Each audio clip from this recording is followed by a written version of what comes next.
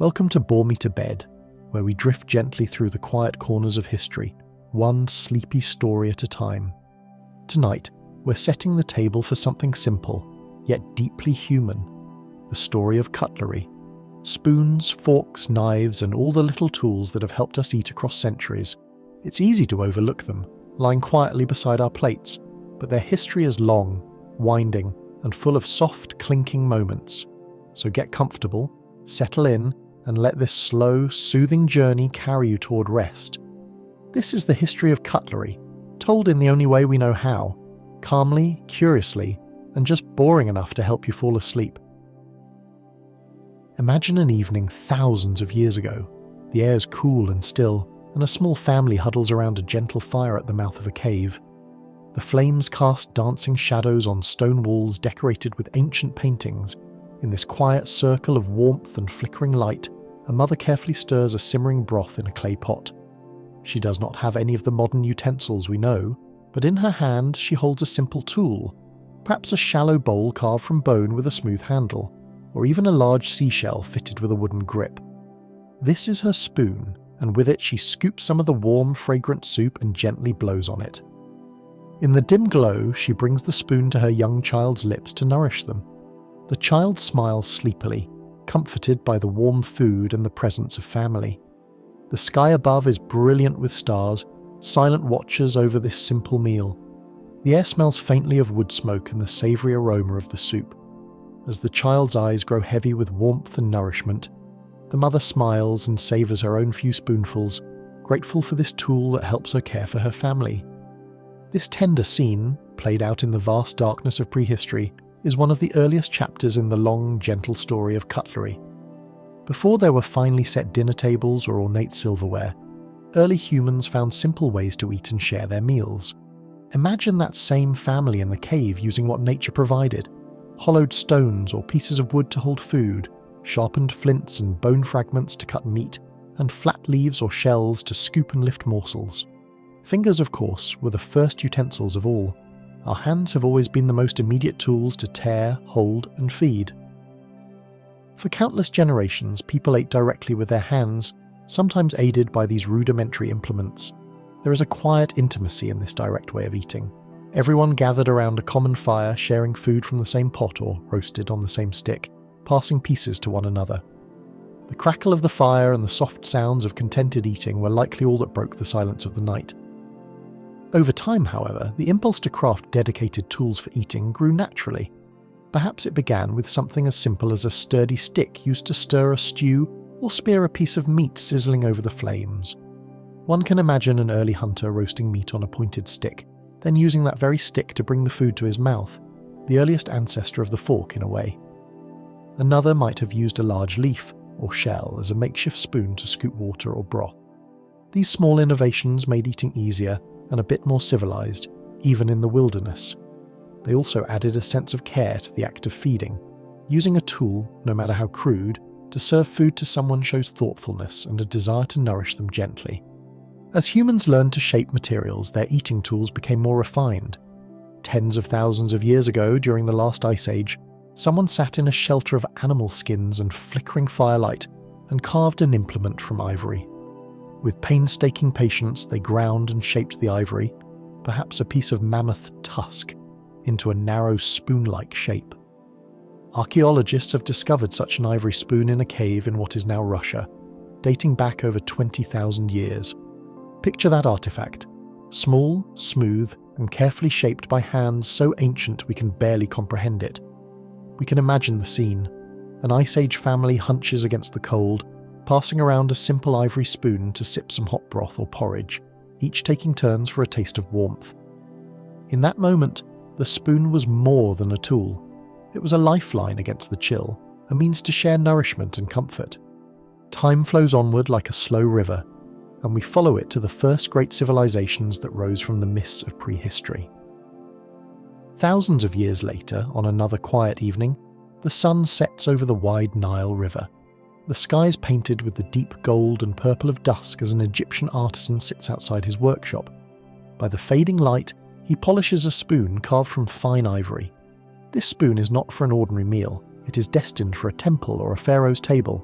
Its handle is etched with tiny hieroglyphics and symbols of protection, perhaps a scarab or the Eye of Horus, meant to bless each morsel the spoon touches. The artisan runs his fingers over the smooth bowl of the spoon and smiles softly at his handiwork. He remembers how earlier that day he placed a similar piece in the tomb of a young king, so that even in the afterlife, the king would not eat with his fingers alone. Indeed, in the tomb of Tutankhamun, among gold and jewels, future explorers will find a simple wooden spoon left to serve the boy king beyond the grave. In life and in death, even the mighty pharaohs valued the humble act of eating with a proper utensil. In ancient Egypt, as in many early civilizations, the spoon held a special place. Spoons were made from what was available: wood from the reeds, and acacia along the Nile, ivory from elephant tusk, or even carved stone and flint. They weren't just practical, they could be treasures in their own right. Some were shaped like shallow scoops with long handles and were used in religious rituals to pour libations or mix potions. Others were simpler, used to sip broth or stir food in clay bowls. A high priest might use a ceremonial spoon to ladle precious oils for an offering, each movement slow and deliberate in the torchlight of a sandstone temple hall. Meanwhile, a farmer in a mud brick house might carve a wooden spoon during a rare moment of rest, smoothing it carefully so that he can feed his family from the communal stew pot without burning their fingers. In both instances, the spoon represents a small mastery over the elements, a way to contain liquid fire or carry sustenance safely from vessel to mouth. And Egypt was not alone. Let us drift eastward and imagine the bustling cities of Mesopotamia, under the twinkle of the first stars appearing in the night sky. In Babylon or Ur, families gather to dine on lentils and barley bread. In one home, an elderly grandmother uses a clay spoon to serve stew into bowls for her grandchildren. The spoon is unadorned and handmade, but it has served her well for years. She recalls a time when she was a child and her own grandmother taught her how to shape clay into a spoon and bake it hard in the village kiln. It seemed like magic, taking earth and turning it into a tool that could feed people. As the children blow on their hot stew and giggle, the grandmother silently thanks the generations before her who discovered these little tricks of making life easier. Across the table, her husband holds a simple copper knife, one of the prized possessions of the household, used to cut pieces of dried dates and meat to share with the family. The copper blade gleams dully in the lamplight, its edge worn from years of careful sharpening. Tools like these were valued. They were kept and carried and even buried with their owners to be used in the next world. From Mesopotamia to the far reaches of the ancient world, the story was similar. People innovated and adapted to dine a bit more comfortably. In the Indus Valley, in what is now South Asia, families took their meals on large leaves or flat metal platters called thalis. Many ate with their hands, a tradition that carried on proudly for millennia. But even there, simple spoons existed for stirring and serving, especially for soups or rice porridge. One might picture a cook in the ancient city of Mohenjo-daro, carefully ladling out a spicy lentil stew with a terracotta spoon. The aroma of cumin and coriander drifts in the warm evening air as hungry children gather. She uses the spoon to fill each child's leaf bowl, knowing the meal will bring them strength. Though hands will lift the food to their mouths, the spoon was essential in portioning out the precious meal. Now our journey carries us further east, over high mountains and into the broad plains of ancient China. It is night in a Bronze Age village along the Yellow River. Inside a humble home of packed earth walls, a family sits on reed mats around a low table. By the glow of an oil lamp, they enjoy a simple dinner of millet porridge and boiled greens. In the father's hand is a spoon made of bone. He carved it himself during the long winter months, polishing the bowl until it was smooth. The children have their own small spoons carved from bits of horn. They laugh softly as they eat, tapping their spoons on the bowls to scoop every last bit. In a corner of the room, propped gently against a wall, are a pair of long, thin sticks made of bronze, the earliest form of chopsticks, not yet commonly used for eating, but handy for reaching into the cooking fire to stir the embers or snag a hot piece of food. For now, the spoon reigns at the table in this household, as it does throughout much of ancient China. As the centuries unfold, the people of China will refine their dining tools in remarkable ways. Already, skilled artisans in the Shang dynasty, over 3,000 years ago, are casting bronze into elegant serving spoons and ladles. Some of these bronze spoons are cleverly designed. One end is the spoon bowl for sipping, while the other end tapers to a sharp point like a little spike. Under the soft lantern light in a noble's home, a guest might use such a dual-purpose utensil to first sip a rich broth, and then use the pointed end to pierce a bit of meat or vegetable from the dish. An ingenious solution before the idea of a separate fork had fully formed. Meanwhile, the use of those slender sticks grows over time. By a few hundred years later, the habit of cutting food into small bite-sized pieces in the kitchen has become common in China. This way of preparation means that diners do not need knives at the table. Instead, they can use chopsticks to pick up the prepared morsels. A famous wise man, Confucius, living around 500 years before the birth of Christ, praises this gentle approach. He believes that sharp knives at the dinner table can stir up unwelcome emotions, reminders of violence and conflict, when a meal instead should be a time of harmony and peace. And so, influenced by such thinking, families gradually shift away from blades on their dining mats. They embrace the graceful chopsticks for solid foods and reserve spoons for soup and rice porridge. It is a quiet revolution in dining etiquette. The clatter of metal gives way to the soft tap of wood or bamboo, and mealtimes in East Asia take on a more tranquil rhythm. Meanwhile, across the oceans in the Americas, people too were fashioning their own solutions for dining. Long before European contact, the indigenous cultures of the New World had rich culinary traditions enjoyed without the forks or knives of the Old World.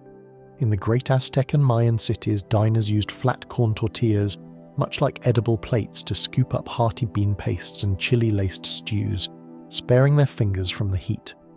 Far to the south, the Inca and other Andean peoples crafted spoons from wood and bone to sip their cornmeal gruels and quinoa soups in the chill mountain evenings.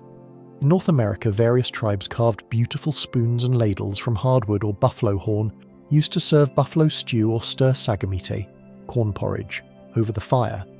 They might decorate their utensils with carvings of animals or revered symbols, merging art with function.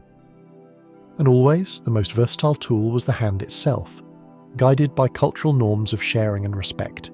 The details varied from rainforest to desert to tundra, but the impulse was the same: to make eating a bit easier and more pleasant using whatever nature provided. Human ingenuity in crafting eating tools is a thread that wove through every land, independent yet parallel, like stars emerging all across the sky. Now let us lift ourselves from these small domestic scenes and step into the halls of the mighty and wealthy in ancient times. We find ourselves in a grand banquet in classical Greece, perhaps in Athens, on a balmy evening filled with the sound of distant lyres and conversation. The room is lined with flickering oil lamps, their golden light dancing across painted walls. Elite guests recline on couches, propped on one elbow, as was the custom, around low tables laden with platters of roasted meats, olives, figs, and bread. Servants move among them with jugs of wine and trays of food. What eating utensils grace this feast?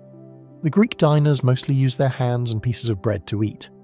One guest tears off a chunk of bread, its crust baked crisp in a clay oven earlier that day, and uses it to scoop up a mouthful of savoury lentil soup from a bowl.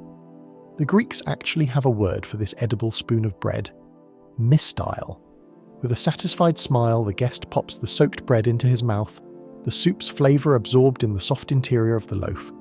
For anything that cannot be managed with bread or fingers, there are a few simple utensils at hand. A servant offers a small bronze spoon to a lady so she can delicately taste some honey-sweetened porridge without spilling. Another servant stands by with a knife, ready to carve slices of meat from the roast for anyone who needs. The knives are sharp and multi-purpose, used in the kitchen and at the table alike, often with wooden handles and bronze blades that catch the lamplight. But personal forks are nowhere to be seen. It is not that the Greeks lack the knowledge to make them. Indeed, two-pronged forks exist in their world, but they are mostly serving forks for the kitchen fire or for holding a piece of meat steady while carving. At this convivial gathering, however, no one feels the absence of forks. The atmosphere is lively and intimate, as people eat communally and even feed each other morsels in a gesture of friendship and love. When the meal ends, the guests cleanse their fingers in bowls of scented water, passed around by servants, wiping them on linen cloths. They have dined as their ancestors did, with simple tools and the closeness of shared food. From Greece, we drift to the heart of another great empire, Rome. Imagine a villa in ancient Rome, its columned courtyard open to the evening breeze. A banquet is underway here too, but the Romans, practical and lavish, have their own style. The table is a splendid display of silverware. The host, a wealthy merchant draped in a fine toga, prides himself on his collection of utensils. There are ornate silver spoons, called cochlearium by the Romans, with beautifully carved handles, some ending in a decorative knob and others in a pointed tip. These spoons are used to eat soft foods, perhaps a custard or eggs from a dish. One such spoon's pointed handle is just right for plucking a snail out of its shell, a delicacy in Roman cuisine. Alongside the spoons lie knives with polished bronze blades and ivory handles. Each guest has brought their own knife, sheathed in decorated leather, because it is common for people to carry a personal knife at all times. When the course of roast boar is brought out, each diner unsheathes their trusty knife to cut the meat on the trencher, a flat round of bread serving as a plate. The room fills with the rich aroma of roasted garlic and herbs as they slice and share. But again, if you look for a dining fork, you will find none at the Roman table. Forks exist, yes. Long, two-pronged tools are in the kitchen to help the cooks as they braise meats in the hearth or serve salads. In fact, a cook by the fire uses a large iron fork to lift a piece of meat from a pot, shaking off the juices before placing it on a platter. But in the dining room, the idea of each person having a fork to lift food to their mouth has not yet taken hold. The Romans, like the Greeks, consider their fingers, knives and spoons sufficient for the task. If a grape or olive rolls away on the plate, they might spear it with the tip of their knife or simply pick it up with their fingers. There is an earthiness and ease to their meals, even in wealth, and when at last the final honeyed dates and nuts have been eaten and wine cups drained, the Romans too wash their hands and recline in contentment. Little do they know that in centuries to come, people will marvel at their reluctance to use what we now consider an essential utensil. The night breeze in Rome carries us forward in time. The Western Roman Empire falls, the classical age gives way to medieval knights and new cultures rising and mingling. In a far-off corner of the world, our journey finds itself in a candlelit chamber of the Byzantine Empire, the continuation of Rome in the East. It is the 10th century in Constantinople, a city of gleaming domes and candlelit churches, where Greek fire flickers on the horizon along the dark Bosporus waters. In a palace adorned with mosaics and silk hangings, a royal banquet unfolds. Soft music from a lyre drifts through the hall. Courtiers and nobles dine with refined manners inherited from both Roman legacy and Eastern influences. Here, for the first time in our journey, we see at the dining table a curious little implement in regular use, the fork. A noblewoman with jewelled fingers lifts a delicate two-pronged golden fork from her plate. With practiced grace, she spears a piece of succulent pear that has been drizzled with honey and wine. She raises it to her lips without staining her fingers at all and bites gently. Around her, others are doing the same, using small forks to pick tidbits from their plates. This sight, commonplace in the elite circles of Constantinople, would be shocking to a visitor from the West. In fact, stories are told of such astonishment. Not many years later, a Byzantine princess named Theophanu would marry a Western king, Otto of Germany, and at their wedding feast the princess's use of a fork causes a ripple of whispers among the Frankish dignitaries.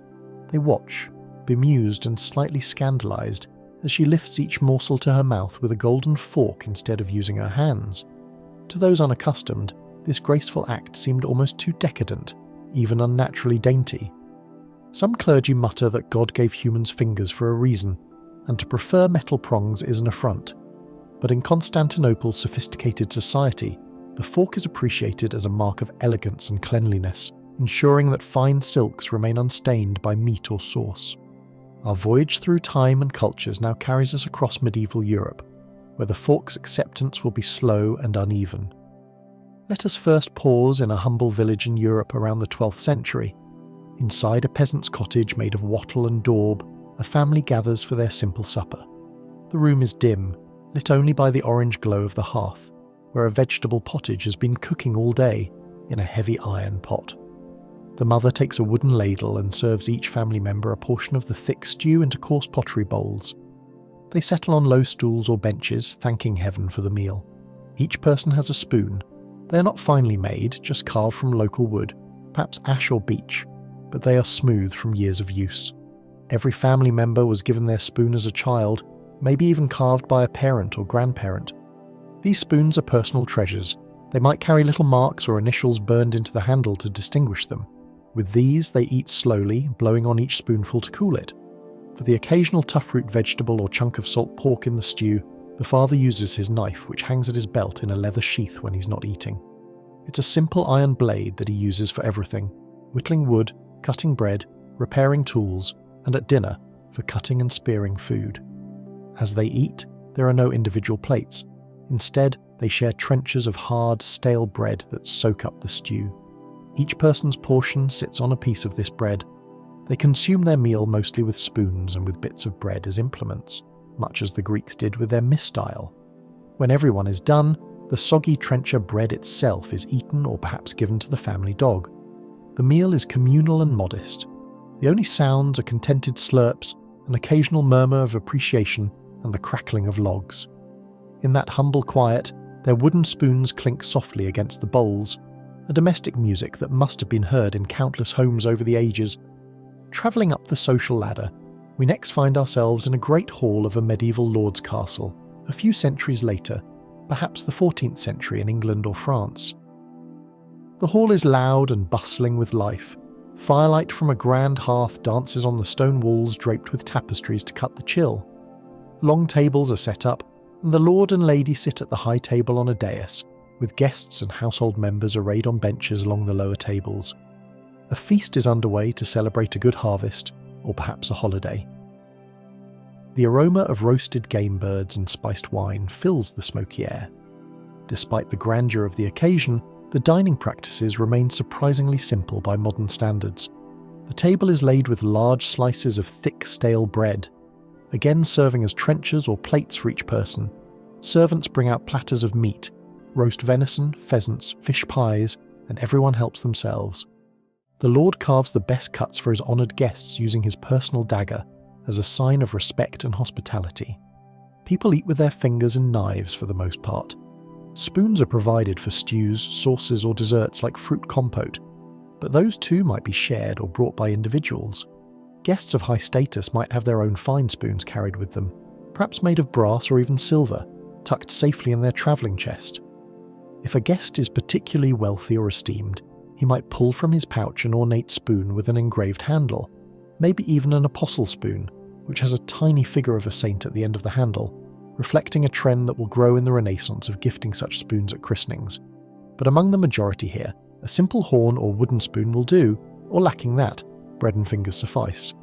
After each course, pitchers of warm water scented with herbs are carried around, and diners dip their fingers in to cleanse away the grease. Laughter and conversation roll through the hall.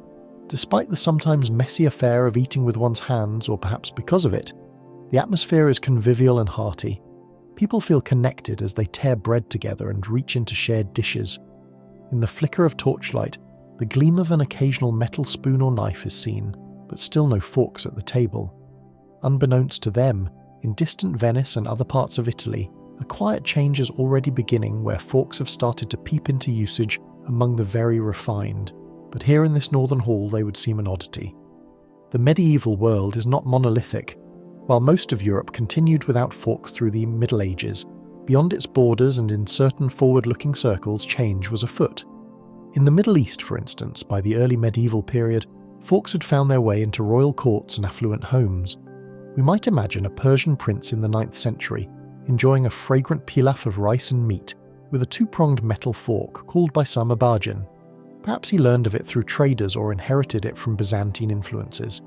At his table, along with golden goblets and intricate platters, such a fork is a sign of sophistication, though even in his realm many still prefer the old ways of using flatbread and fingers for most foods.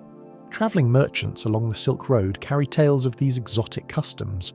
An Arab traveller might report seeing the use of a fork in a Persian court or in Constantinople, describing how daintily the users keep their hands clean.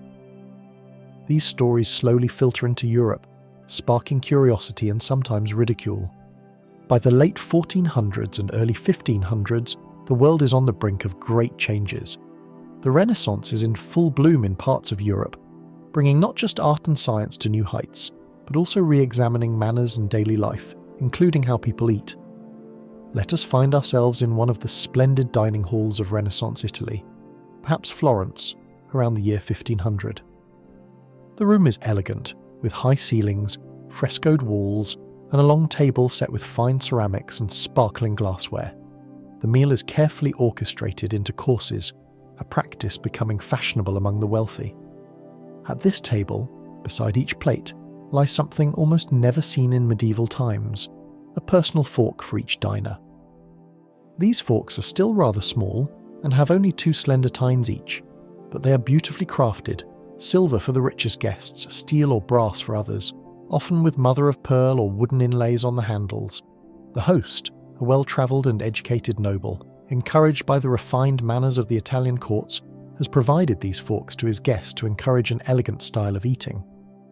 As a pasta course is served, perhaps delicate strands of spaghetti in a mild sauce, we watch as the diners use the forks to gently lift and twirl the pasta against a spoon, for the technique of eating this new dish is still being learned.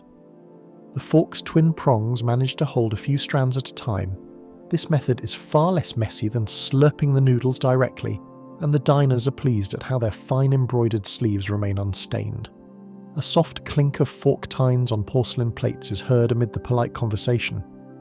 One guest mentions that just a generation ago, his own father would scoff at using a fork, calling it an affectation of the overly fussy.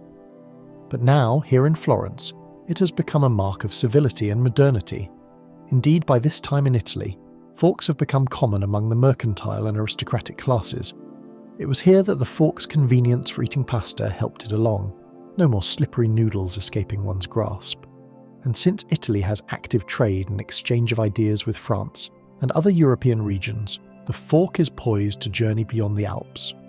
Our narrative drifts to 16th century France, a land known for courtly extravagance and refinement. In 1533, a young noblewoman from Italy, Catherine de' Medici, arrives in France to marry King Henry II. She brings with her not only Italian cooks and recipes, but also her Italian dining customs, forks included. At a royal banquet in Paris, Catherine's entourage sets the table in a way that surprises many French courtiers. Each setting includes a matching spoon and fork, called a couver. The forks Catherine introduces are much like those in Italy, two-tined, intricate, and often beautifully decorated. Some of Henry's courtiers watch curiously as Catherine and her ladies-in-waiting effortlessly use these implements to eat succulent pears poached in wine, or to pick up dainty morsels of truffled poultry. Catherine did not simply transplant Italian cuisine to France.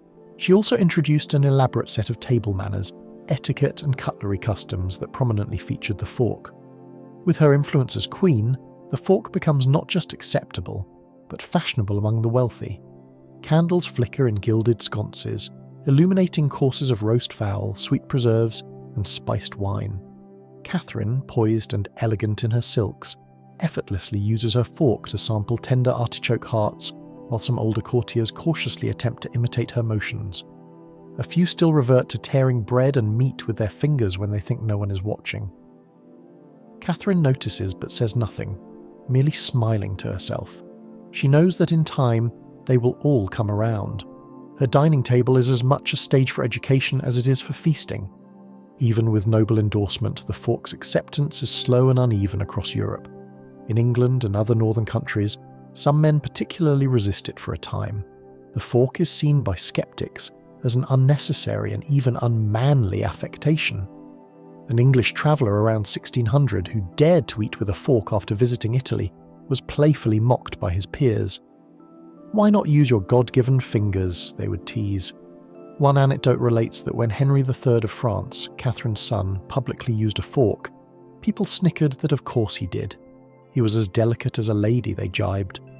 But change was inevitable, as nobles increasingly desired individual plates, cups, and utensils for each guest.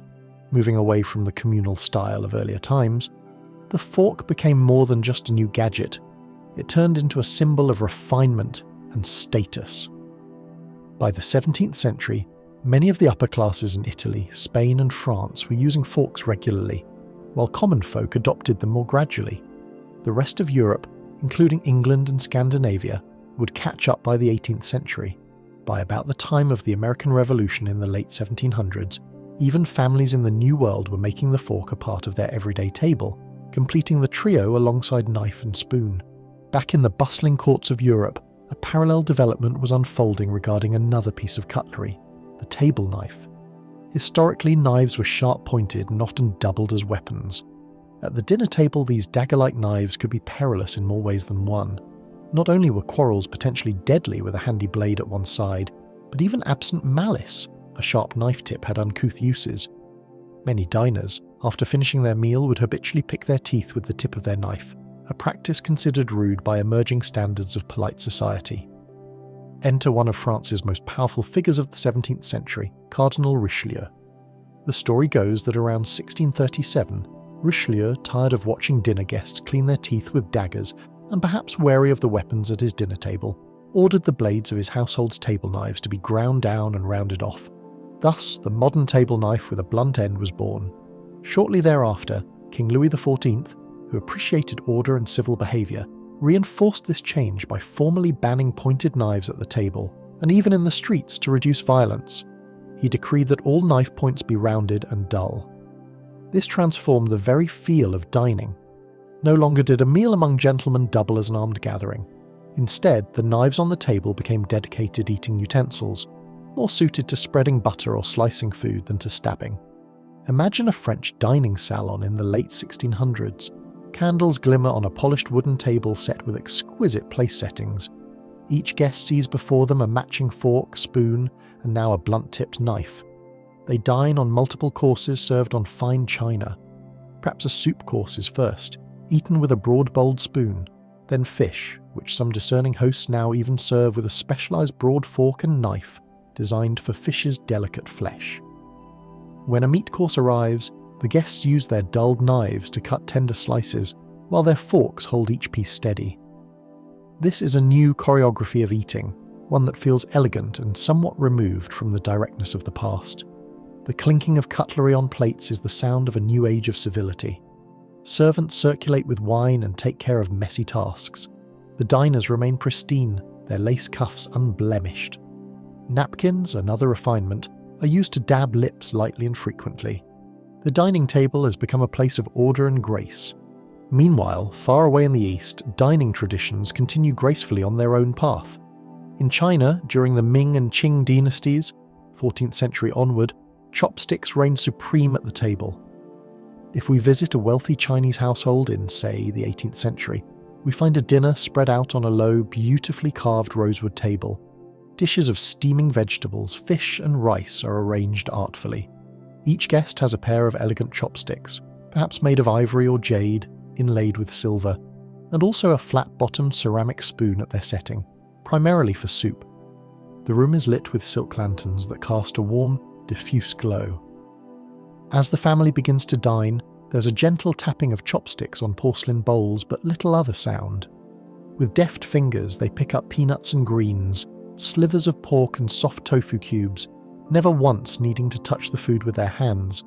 Centuries of practice and tradition have made this second nature.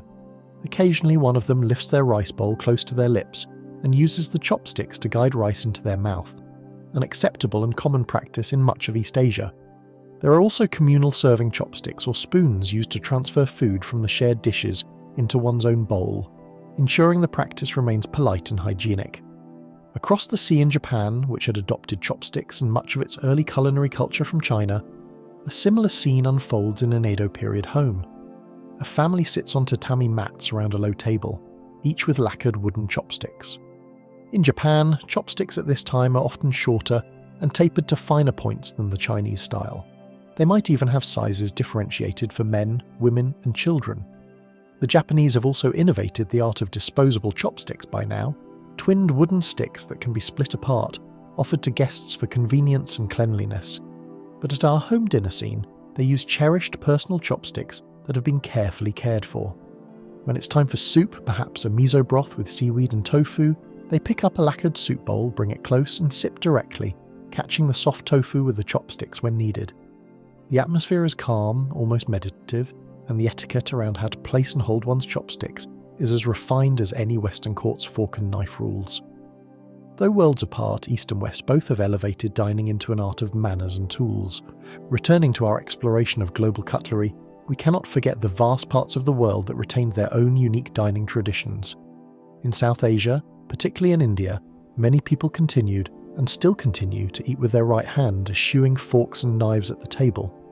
There is an ancient cultural satisfaction in mixing rice and curry with one's fingers, the tactile sense somehow enhancing the taste and experience. However, this does not mean the region lacked utensils entirely. Spoons had long been part of Indian kitchens and temples, especially for serving food or eating liquids like dal, lentil soup, or kheer, sweet rice pudding. In an Indian household a few hundred years ago, you might see a mother serving lentils onto plates with a large brass serving spoon. When it comes time to eat, most will use breads like chapati or naan to scoop the curries, or mix rice and curry with their fingertips. If a dish is too soupy or greasy, a spoon might be used by some, particularly in more urban or cosmopolitan communities where Central Asian or European influences introduced more use of utensils. But generally the role of the fork and knife remained minimal at the traditional Indian table. Instead, those implements were mostly confined to the kitchen for chopping, or to external influences like the dining tables of British colonial officials later on. Picture a peaceful courtyard in a Rajput home. The family sits on woven mats, a low table before them with a selection of spiced dishes in metal bowls. They break off pieces of warm roti and use it to take bite-sized portions. The only cutlery present might be a spoon in the dessert dish or a ladle for serving. In the far south of the subcontinent, during large temple festivals or weddings, guests often dine from a clean green banana leaf instead of a plate, relishing an assortment of curries, rice and sweets with their fingers. This practice is both ancient and practical, leaving behind nothing but a biodegradable leaf and connecting the meal to the lush land.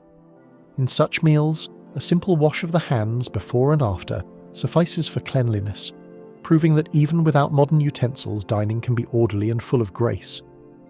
As the night air cools and the meal concludes, they wash their hands from a brass lotter of water and feel content and well fed. Traditional Indian cutlery may not have included knives and forks at the meal, but it was richly endowed with technique, etiquette, and a deep understanding of how to eat comfortably without them. The African continent, with its myriad cultures, also had diverse dining practices. In many parts of Africa, especially sub-Saharan regions, the norm was, and is, to eat with hands, often using a staple like fufu, injera, or ugali, as both plate and utensil. Picture a tranquil evening in a small village in West Africa. A family gathers around a communal bowl filled with fragrant stew of vegetables and groundnut. Each person pinches off a bit of fufu, a soft dough-like ball of yam or cassava, and uses it to scoop up the stew. They have long mastered the technique of not making a mess, and eating together from one bowl reinforces community bonds. In Ethiopia, injera bread lines a large platter, and family members tear pieces of this spongy sourdough flatbread to pick up bites of richly spiced lentils and meats. It is a graceful dance of hands that has been performed for centuries, needing no spoon or fork. The injera itself, soft and porous, soaks up the flavorful sauces, and by the end of the meal it has been consumed along with the rest, an edible plate leaving nothing to waste. Nonetheless, some utensils did feature in various places. Wooden spoons were common in parts of East Africa for porridge-like dishes. Coastal North Africa, influenced by the Middle East and later Europe, saw the use of spoons for soups and tagines, and eventually forks via Ottoman or European influence in urban centres. But across vast swathes of everyday life, the food was the tool and the hand was the guide. We now reach the cusp of the modern age. The 18th and 19th centuries bring industrial revolutions, global travel, and the mixing of cultures on a scale never seen before. The dining table is not exempt from these transformations. By the 1700s, in most of Europe's high society, the fork, knife, and spoon trio had firmly taken root. We enter a dining room in Victorian England, mid-19th century, where a family of the rising middle class is proudly hosting a dinner. They have laid out their best silverware, polished to a shine. The table is a spectacle of utensils. Each place is set with not only the basic knife, fork, and soup spoon, but an array of specialised pieces for the many courses that Victorian dinners might entail. There are small forks for fish, tiny shell-shaped tongs for sugar cubes, elongated spoons for stirring iced tea in tall glasses, and even peculiar inventions like an ice cream fork, a broad spoon with tines, for desserts. At the head of the table, the host and hostess survey the setting by the light of a dozen candles perched in silver candelabra. They recall how, in their grandparents' youth, such an abundance of cutlery would have been rare outside of aristocratic circles. But now, thanks to mass production and newfound prosperity, even a banker or factory owner can outfit his table like a duke. Factories in Sheffield and Birmingham churn out affordable cutlery, made of a new material called stainless steel that never rusts or tarnishes, or plate common metal with a sheen of silver to mimic the luxury once reserved for the few. For many families, acquiring a fine set of cutlery became a point of pride and a marker of status. A full canteen of silverware, forks, knives and spoons nestled in a wooden chest, might be presented as a lavish wedding gift meant to last a lifetime. Parents often pass down their silver or best steel utensils to their children, making these objects into family heirlooms. To be born with a silver spoon in one's mouth, as the saying goes, implied being born into wealth, and indeed a newborn in an affluent family might literally receive a silver spoon as a christening gift, to start them on life's journey with a symbol of comfort and prosperity. Households treasured their cutlery, treating each piece with care, polishing away any tarnish as if nurturing a small piece of their family history. As the guests arrive for our Victorian dinner, a polite dance of etiquette begins. Everyone has been versed in the proper use of each utensil. Start from the outside and work your way in with each course. Never gesture with your knife or slurp with your spoon.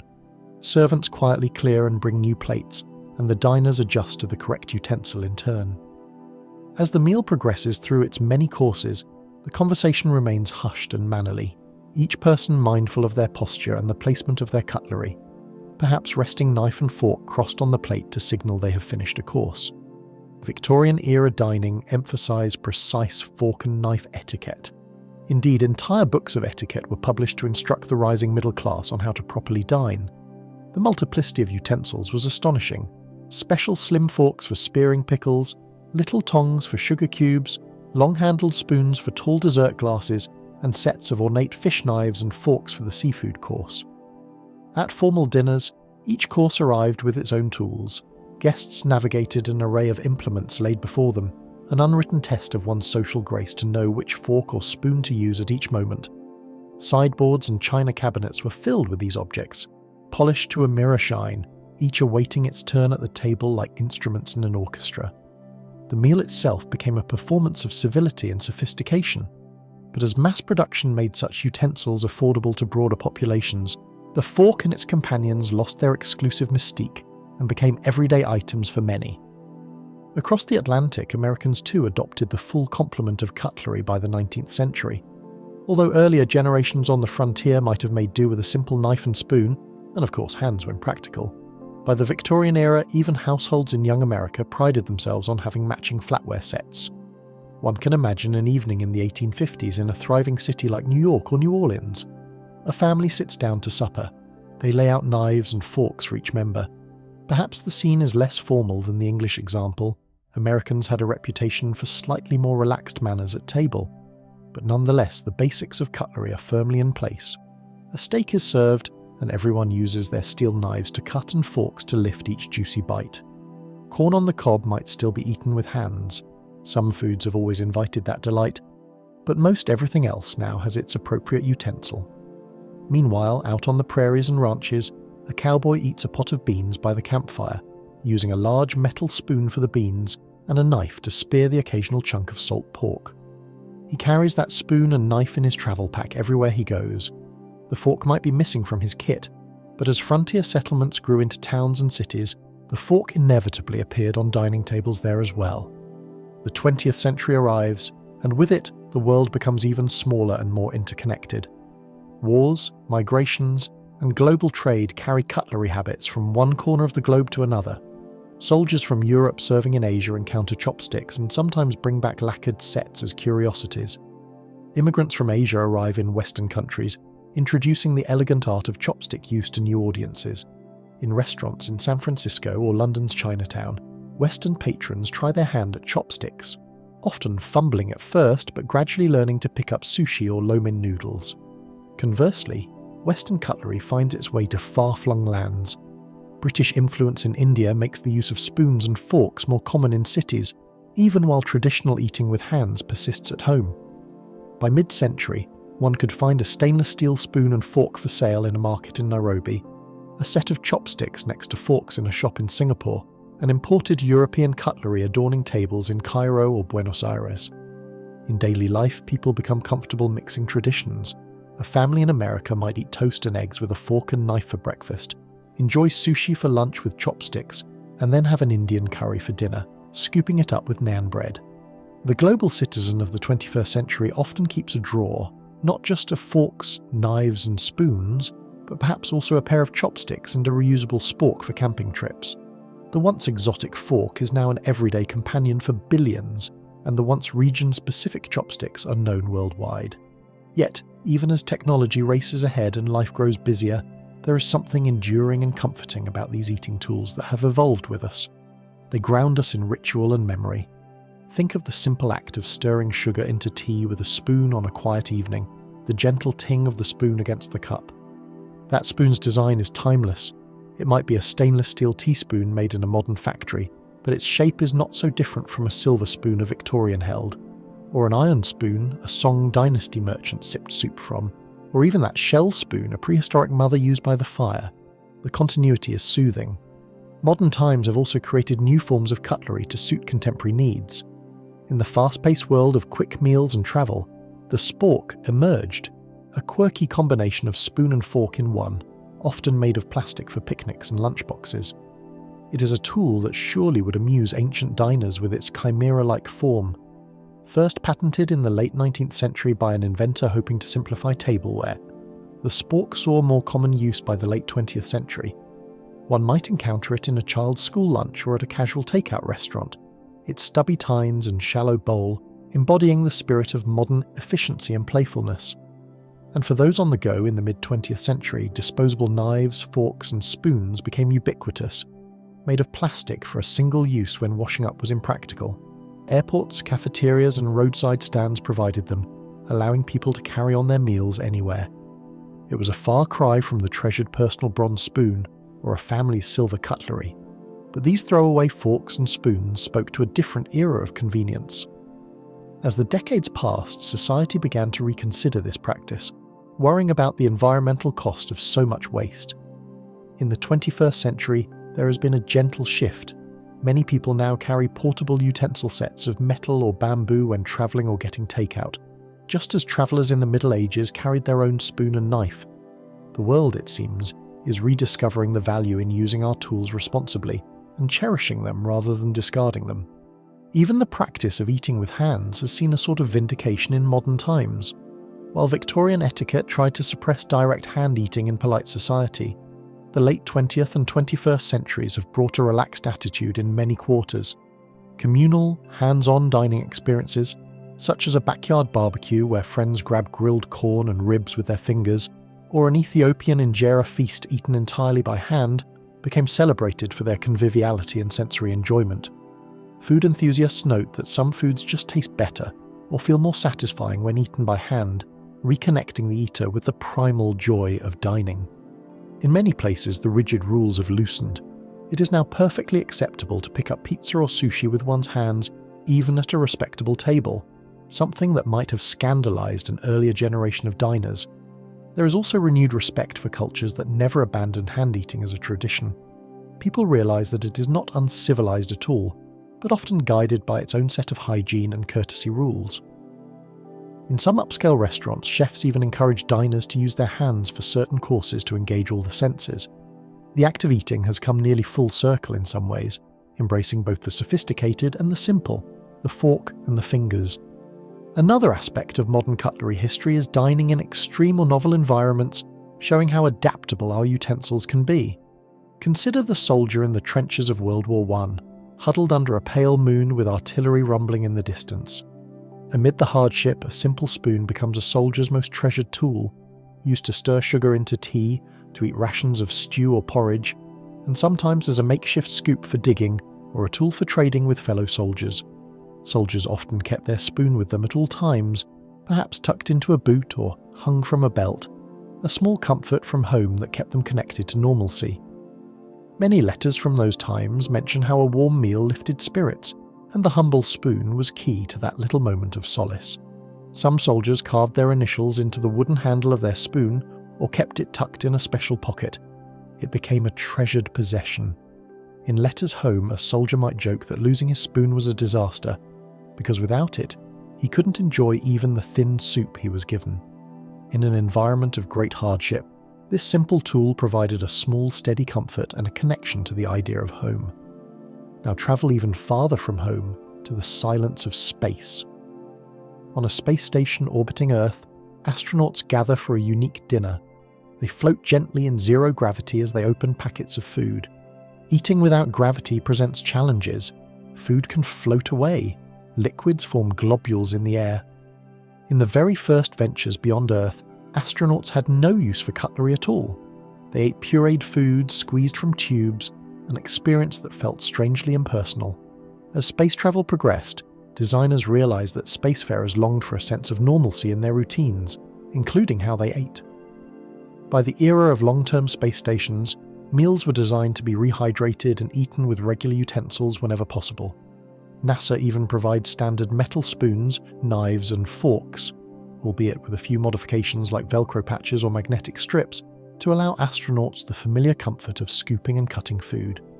In the weightless galley, an astronaut squeezes a packet of warm soup into a bowl that clips to a tray and uses a spoon to sip it, much like one would on Earth. Another crew member uses a fork with a tiny magnet in its handle to hold down a floating lettuce leaf as he eats. An astronaut stirs her rehydrated coffee with a Velcro-backed spoon, and for a moment can almost imagine she's back on Earth in a cozy kitchen stirring sugar into a cup. Even in the most futuristic setting imaginable, these age-old tools, modified only slightly, serve the same purpose they always have: helping humans dine. The scene is peaceful as they share a meal while the big blue planet spins silently outside the window. A poignant reminder that no matter how advanced we become or how far we travel, a knife to cut, a fork to hold, and a spoon to sip are still among the fundamental companions of our daily life. As we move through the late 20th century into the 21st, concerns about waste and sustainability also touch the realm of cutlery. Those convenient disposable plastic forks and spoons, once hailed for their practicality at picnics and parties, are now re-examined in light of environmental consciousness. In many places, people are returning to carrying their own reusable utensils when they travel or eat takeout, much like folks did in earlier centuries. A neat bamboo travel set or a compact folding spork made of steel can be tucked in a bag, avoiding the need for single-use plastics. In this way, the past and present meet. The old wisdom of cherishing durable tools finds new life in the modern quest to care for our planet. Through all these eras, if one listens carefully, one can hear a chorus of subtle sounds that symbolize the presence of cutlery in human life. The soft clink of a spoon against a clay bowl in a prehistoric night, the ringing of a metal ladle on a bronze cauldron in a pharaoh's palace, the chopping rhythm of a knife on a medieval kitchen board, the clatter of pewter spoons in a Tudor tavern, the tinkling of fine crystal as a fork is laid down on porcelain in a Georgian dining room, the scrape of a folding knife and spoon in a cowboy's tin mess kit by the campfire, the cheerful noise of a street vendor in India stirring tea with a spoon in a glass, the quiet crunch of a rocket soaring as astronauts secure their utensils. These sounds, quiet and everyday, weave a thread through time, connecting us in our shared need to nourish ourselves. Now, in this very moment, think of your own experiences with these utensils. Perhaps you have a favourite spoon that you always use for your evening yogurt, or a trusty knife that slices fruit for you each morning. Perhaps you keep an extra fork at your desk for lunchtime, or you've saved a special set of chopsticks given to you by a friend. Maybe your family has silverware passed down through generations, each piece carrying memories of countless gatherings. These objects accompany us through life's simple routines and its big celebrations alike. Birthdays with cake forks, holidays with carving knives for the roast, moving to a new home and buying a fresh set of cutlery for the kitchen drawer, they are present for all of it. We often take them for granted because they are so integrated into daily life, but they quietly witness so many of our moments. As our gentle story winds down, we see that the history of cutlery is not just a chronicle of objects, but a story of human beings, of their ingenuity, their traditions, and their desire to come together over food. Every spoon, fork and knife carries a whisper of the past. Close your eyes and you might almost hear it. The faint echo of that first clink of an ivory spoon against a stone bowl in a cave long ago. The satisfied sigh of an Egyptian labourer sipping soup with a wooden spoon by a reed fire on the Nile. The laughter of Greek friends toasting with bread used as spoons. The clatter of a Roman kitchen where copper forks lie waiting by the hearth. The surprised gasps at a medieval wedding when a golden fork was raised. The determined scratch of a pioneer whittling a new wooden spoon by lamplight. Or the quiet scrape of a knife and fork on fine china in a Victorian dining room as a family says grace. These sounds and scenes blend into one long, soothing melody of civilization at the dinner table. It's a melody that has accompanied humanity through feast and famine, through celebrations and simple suppers, through ancient nights under the stars and modern evenings under electric light. The tools may change their form and materials, but their purpose remains ever the same, to help us share the gift of food with ease and grace. So as you drift into sleep and dream, picture these kindly ghosts of meals long past. See the glow of fires and candles, the circle of people in every age leaning in to take their supper, tools in hand. Feel the kinship with those distant ancestors using a seashell spoon, or carving meat with a flint knife, as well as with those who will dine in the future with tools we cannot yet imagine. In the end, a simple meal at day's end links us all across time. The global history of cutlery is really just the story of how we've learned to nurture ourselves and each other. One soft bite at a time, one humble utensil at a time. In that continuity, there is a deep and gentle comfort. Even the routine act of tidying up after a meal can feel soothing.